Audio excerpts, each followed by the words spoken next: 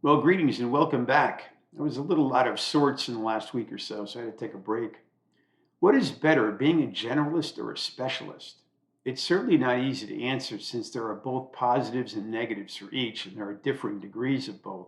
And where do you draw the line on them? There's no criteria to define, unless, of course, you're on the far spectrum of each.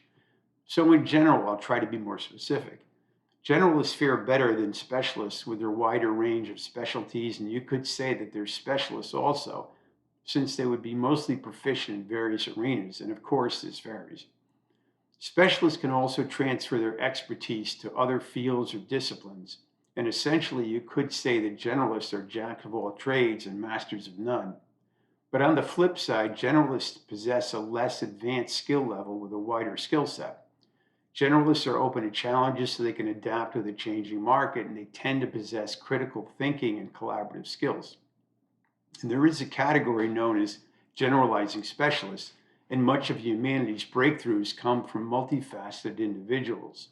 And as for me, I'm neither. Specifically, I know very little, and generally, I know even less. Remember, no comment is a comment. Speaking of which, as I was with some friends and we were talking about something, I said that I have a comment, and they stopped and asked, "Well, what is it?" And I replied, "I had a comment, and that was it." And they looked at each other and said, "That doesn't make any sense." And I said, "It was my comment, and that was it." Okay, yeah, I made this up. I'm going to just have a quick paragraph about Walter Matthau, the late great Walter Matthau. He exemplified the model of a cranky old man who hates everything and everyone. And this is the way it should be when you're in your 70s. You're tired, frustrated, can't easily do what you're used to be able to do, and everything becomes a problem, and you forget about two-thirds of what you should be able to recall. And did I tell you that I'm very forgetful? And he was in some classic movies, The Sunshine Boys, which was the epitome of Mathau's persona, miserable, set in his ways, extremely negative. And of course, there was the two Odd Couple movies, I'm Not Rappaport, Grumpy Old Men, and Grumpier Old Men, California Suite, The Fortune Cookie, and Hopscotch, to name a few.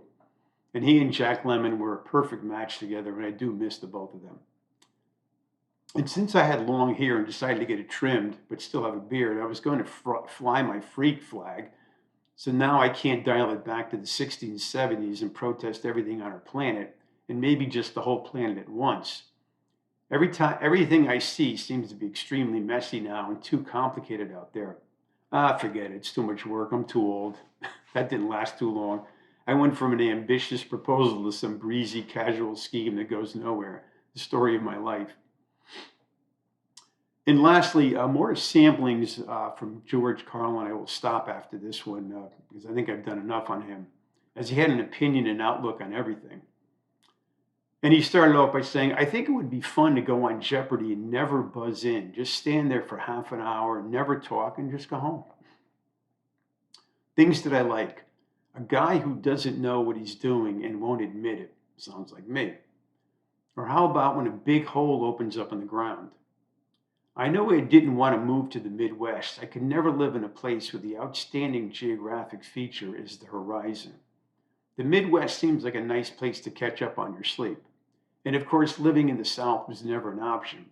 The main problem being that there are too much respect for authority. There's soldier sniffers and cop lovers. I don't respect that, and I can never live with it. And there's also way too much religion in the South to be consistent with good mental health. The problems most New Yorkers have with Los Angeles is that it is fragmented and lacks a vital center. The people have no common experience. Instead, they exude a kind of bemused detachment that renders them intensely uninteresting. The West Coast experience is soft and peripheral, while New York is hard and concentrated. California is a small woman saying, "Fuck me." And New York is a large man saying, "Fuck you." That's what he said. Still, I live in California, and at the time, this was for George Carlin. And I'm certainly not laid back and certainly not mellow. I associate these qualities with the comatose. The solar system wasn't formed because matter was laid back. Life didn't arise from the oceans, and humans descended from the trees because DNA was mellow. It happened because of something called energy. New York has energy, and all I can say is this: if you can't handle it, stay out. Living in New York City is a character builder. You must know who you are, what you're doing, where you're going, and how to get there. New York people are tough and resilient, and all the rest of you are varying degrees of soft. And whatever happened to the guys named Eddie? Where did he go? Seems like he was just here. And where's Billy and Bobby and Jackie and John? And what about Jimmy, Paul, Vinny and Tom and Charlie and Richie? Where did they go? And where the hell did Cameron come from? And Jordan and Justin and Shane and Parker and Tucker and Tyler and Carter? Who let these people in? And where are all these goofy names coming from? And here's a few definitions. Outspoken is a person who loses a debate. Hormone is a sound that a prostitute makes so you'll think you were a really good lay. Drug traffic is you driving to your connection's house. Sex drive is similar to drug traffic but with a different destination. Beer nuts, the official disease of Milwaukee. And this is for the health food fiends, all those greenhead environmental hustlers who stomp around in the natural. Your key word is meaningless. Everything is natural, not nature, sorry. Nature is not just trees and flowers, it's everything. Human beings are part of nature, and if a human being invents something, that's part of nature too, like the whoopee cushion. And when I hear a person talking about political solutions, I know I'm not listening to a serious person. If a man smiles all the time, he's probably selling something that doesn't work. And we're all fucked, by the way, anyways. It helps to remember that. White people fucked up the blues, or I suppose you could say they created the blues. I have as much authority as the Pope. I just don't have as many people who believe it. And when someone is impatient and says, I haven't got all day, I always wonder, I don't understand that. What does that mean? How can you not have all day? I almost don't feel the way I do. You know why I stopped eating processed foods? I began to picture the people who might be processing them. The word bipartisan usually means some larger than usual deception is being carried out.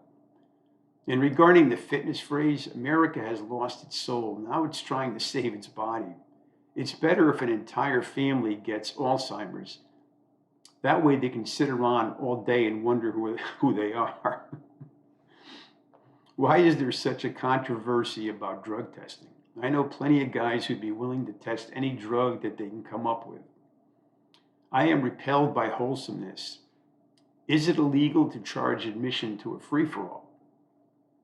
I read about some mob guy who was being charged with gambling, loan sharking, extortion, narcotics, prostitution, murder, pornography, loan racketeering, stolen cars, business fraud, mail fraud, wire fraud, bribery, corruption, perjury, and jury tampering. Now here's a guy who waste a minute. Talk about being busy. And if a speed freak went to Rapid City to make a quick buck in fast food, he might sell instant coffee in express lane. And there is no will, there is no wisdom. And the Mai Tai got its name when two Polynesian alcoholics got into a fight over some neckwear. Human beings are kind of interesting from birth until they reach the age of about a year and a half. Then they are boring until they reach the age of about 50. By that time, they're either completely defeated and fucked up, which makes them interesting again, or they've learned how to beat the game, and that makes them interesting too. Assisted suicide is controversial. There are moral, medical, legal, and ethical arguments, but the truth of it is, a lot of people just want to get the fuck out of here. And aluminum is a jive metal.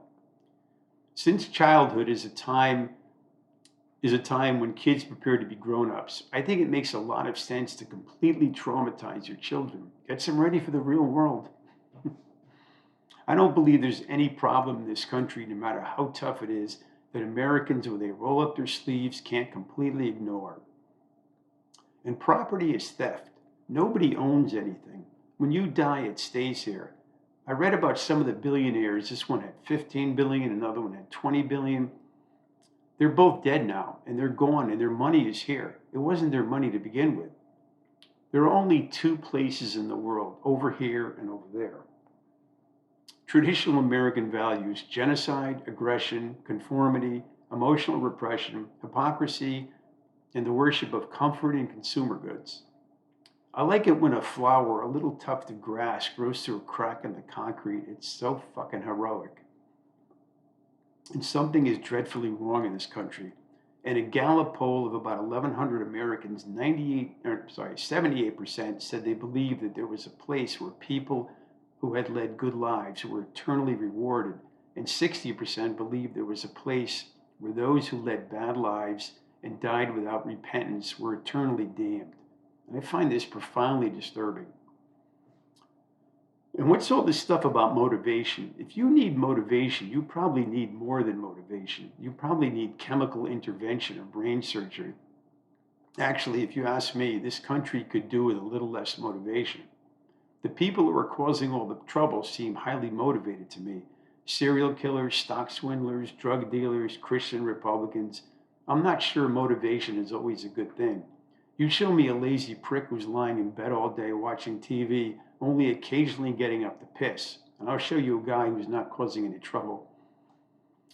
And some favorite oxymorons from George Carlin: assistant supervisor, think about it, new tradition, original copy, plastic glass, uninvited guest, live recording, authentic reproduction, partial ceasefire, limited lifetime guarantee, elevated subway, dry lake, true replica, forward lateral, and standard options.